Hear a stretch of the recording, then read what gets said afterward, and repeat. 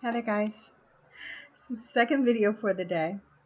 Um, just want to talk real briefly about the way things are right now. Why things are the way that they are. How do you change things right now? Why things aren't changing. And how we can change. You know, I have for years, being an ex-Christian minister, studied scripture for years, taken many theology courses, um, and at this stage and point in my life, I really don't just actively read the Bible right now. Yet and still, because it's been so much a part of my life, those scriptures come back to me a lot. Those scriptures pop in my head, and a lot of times they're relevant to um, the situation that I'm going or I'm thinking about at the moment. Um, I just made another video, so y'all, you have to excuse me a minute because my throat is getting a little dry. But there was a scripture that came to me, um, and I've forgotten exactly where it is. I had pulled it up earlier this morning, but basically the scripture is saying that people love darkness because their sins or their deeds or something like that were evil. Now, this is a scripture, if I'm not mistaken, also was in the New Testament. Um, and you know, I sit back and I think about life and I think about people, and I look at everything that's going on in this matrix and this world, whatever it is you want to call it, this 3D dimension, as the 3D dimension as it was and everything. And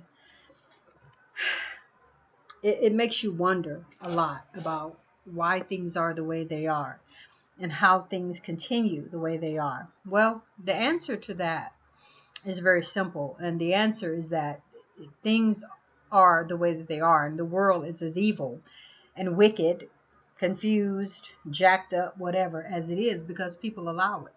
And because people continue to put up with, condone, endorse, and actively participate in those deeds. Now, I was reading a post. This was a news post someone had shared, and it was about an 11-year-old little girl. She was a black girl. She was now a grown woman, and the title said something about child marriage, or this little girl was forced to marry at 11 years old. So, first thing that pops in my mind when I see that, just reading it, not even listening to the news article or segment, first thing pops in my mind is somewhere in this situation, a parent was involved. More than likely a mother, and more than likely this mom condoned this girl getting married to whomever she had gotten married to. Because like I say, at the time, I hadn't read it. I hadn't looked at the video. Clicked on the video. Grown woman, beautiful woman, who was telling a story about how she and her mom were living on the church property in a little house that the church owned. There was a deacon, only 20 years old, still an adult, who had the keys to their house, and basically, even while her mom was home, would come into the house, come into her room, and have sex with her. She said he did this countless numbers of times. She said she believes in her heart that her mom knew what was going on. I say to myself, there is no way. Me and my daughter are in the house, just us, and I don't hear something going on. I mean, And the house wasn't big. You could possibly say, well, maybe it was a big house and it was in the back or it was in the basement. This was just a regular old wooden, back in the day, rent house. Probably was a shotgun house, from the way it looked. And I said to myself, how do you not hear something? How do you never go? I mean, this little girl said he came in there all the time. Uh, and bottom line, like I say, the mother condoned it. There's just like the little girl says she think her mom knew, which also lets me know that even at this stage and point in her life, she has not talked to or dealt with this with her mom. Could be that her mom is dead. It could be that she hasn't had she didn't have a chance. I don't know, because they didn't go into all that. But the bottom line is that she allowed the marriage because their viewpoint was that, well, first of all, she got pregnant at 11. I think this has been going on since the girl was 10.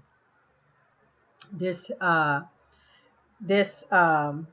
she's now 11 years old. She got pregnant. Her mom basically was like, oh, well, you're going to have to get married. You and him got to get married. So that means that they finally knew who it was. There was no DNA test, but they knew who it was.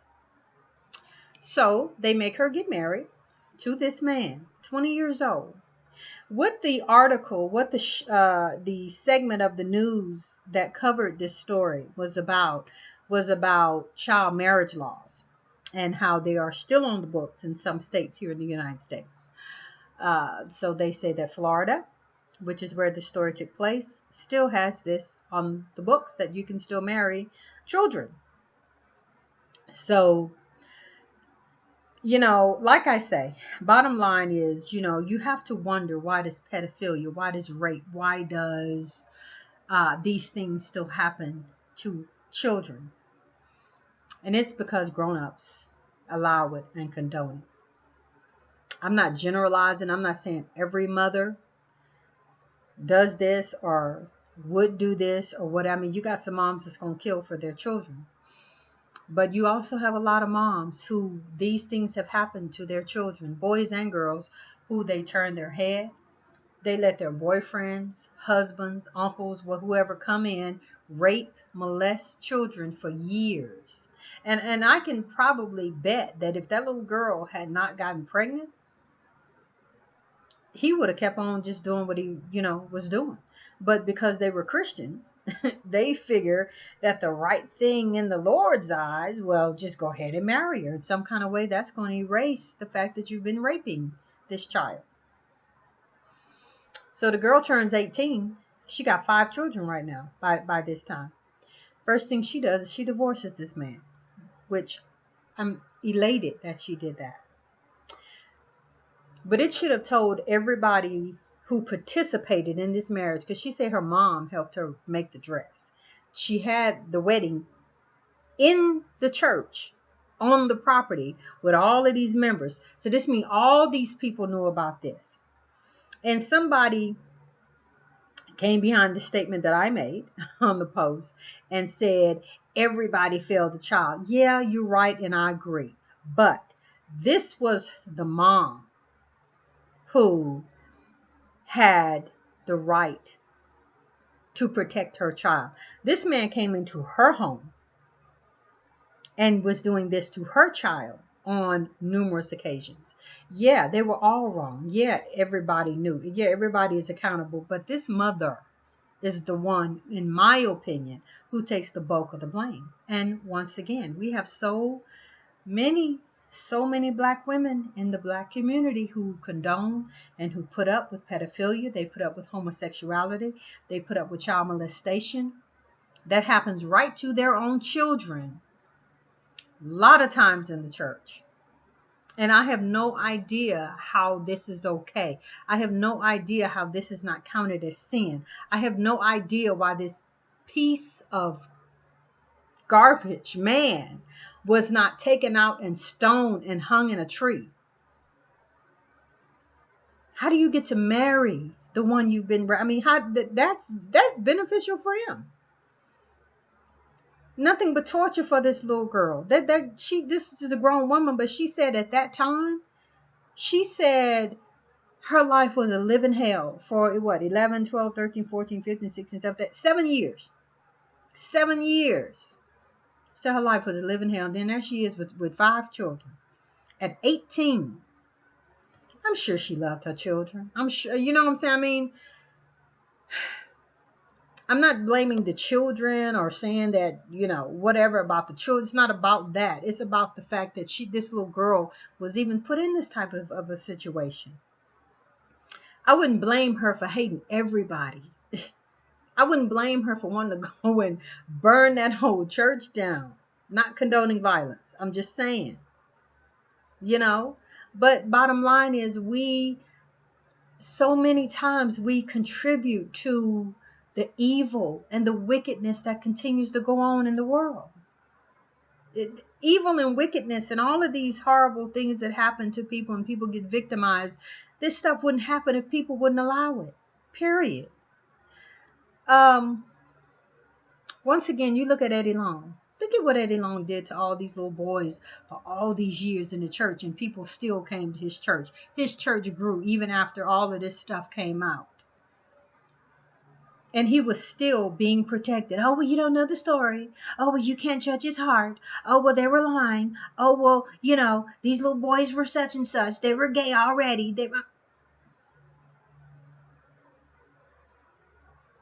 And then when he dies a slow, horrible, I hope, pitiful, painful, I hope, death, they still protected him. They still protected him. He still has a legacy. I can guarantee you, in that church in Lithonia, Georgia, that he's in, I can guarantee you they speak with nothing but the utmost respect for this man. Even though he has new people, new pastor and wife over the church, I can guarantee you that those people still love him and still honor him and still whatever. But the bottom line is, if we want things to change, we're going to have to be the change that we want to see. We have to be. And we can do it. Stop upholding the bad, the corrupt, the wrong. Stop putting up with that. Start speaking out. When you keep your mouth shut, you are a contributor of everything that you're supposed to hate. I mean, when you hear people doing and treating people bad and you don't say nothing to try to step up to their defense or try to anything, you're contributing to it and in it. And like I say, this is the reason that these things continue to happen. This is the reason why, and I'm not saying that because you say something or whatever, it's just going to stop the whole thing just at once. It may not. But if enough people begin to get sick of it and begin to speak out against it and begin to unify together and begin to stand up against. Real nice thing I saw a post about this was an older black man, and he had some shirts that were saying OGs protecting the community or something to that effect. And I said to myself, that's beautiful. This is what we need. We need men protecting the community again. You know what I'm saying? Now, because I said that, I know I'm going to get the ignorant. Oh, well, black women don't need no help. Oh, well, now y'all want our... Please don't come to my video with that, because what I'm going to do is I'm going to delete you and I'm going to block you. I don't even want to hear that, because it's said by a bunch of cowards. It's said by a bunch of ballless people, men, who are afraid. Period. Because a real man, you don't have to tell him to protect. You don't have to tell a real man what he needs to stand up and do. You don't have to do that. It's only little boys who cry and say, well, she said she didn't want me to help her. Oh, okay. That's why you let children get shot and cops come into your neighborhood and kill people and hurt little old ladies and hurt little children because black women said they didn't want no help. That's why y'all let that happen? Okay. All right. Well, cool. But yeah, we have to be the change. We have to be the change. Nothing is going to change if we continue to allow things to go on like this in our families, in our communities. So many women, and yeah, I'm going to say it, especially black Christian women, are the ones who condone child rape, child pedophilia, so much crime, so much, all of this stuff that goes on in the black community, so much of it is condoned and covered up by black women. Not only black women, but a lot of it's done by your sons. And you know it's done by your sons. And you don't say nothing about it. You know your sons are out here impregnating women. You know your sons are out here uh, contributing to the crime and everything in the black community, and you just keep on going to work and you don't say nothing and you just whatever, and oh, I'm just a hard-working mother and I go to church every Sunday. I can't be there to watch and see what he's doing all the time. You know what he's doing. You know when your son is 15 years old and already got 18 years old, let's just say, and already got 3 children. You know he not paying no child support. You know he laying up on you playing video games and you buying him clothes, and he's sitting around eating on you and probably going to different baby mama houses and laying up on them for a little bit and still not being productive. He still don't have no car. He's still on the bus. He don't have no job. He just got women taking care of him. Who's going to stop that? Who's going to stop that pattern? Who's going to begin to talk to their sons about taking responsibility? Who's going to begin to stand up and say, you get her pregnant, you're going to take care of it? Not the government. She don't have to put you on child support and all of a sudden she becomes a bitch. No, you're going to go and do whatever it is that it takes for you to support that child and every other child that you get until you start wearing condoms or get a vasectomy if you don't want the babies. This does not have to be. But then we hear, oh, well, black women need to close their legs. Yeah, a lot of black women do need to close their legs. A lot of black mothers also need to teach their daughters about birth control. A lot of black mothers also need to teach their children about education and about putting education before relationships and sex, and your main desire in life is to get a man. No, your main desire in life is to get a good education so you can take care of yourself, because nobody's going to do anything for you. And once he gets you pregnant, 9 times out of 10, 9.5 times out of 10, you're going to become a bitch. And he's going to leave you, and he's not going to take care of that child, and he's probably never even going to see the child. Then you're going to see him somewhere in the neighborhood with LaQuisha somewhere down the road, and then you want to fight LaQuisha because she got a baby by your man. And this pattern just continues, and the black man blames the black woman, and the black woman blames the black man, and both of them blame the white man and the system. And it's a cycle. When the simple solution to that particular problem is strap it up. Take a pill. Take a shot. Have it taken out. Whatever it is that you need to do. If you don't have the ability to take care of these children, stop having them. Both of us. I'm not going to point the fingers at black men and say this. I'm not going to point the finger at just black women and say black women need to keep their legs closed. Black men need to keep their dick in their pants. And when you don't do that, you have this problem that we see. And you have the finger pointing that we see. And you have this cycle that nobody seems to be able to break. And everybody continues to look at black people as, look at them people.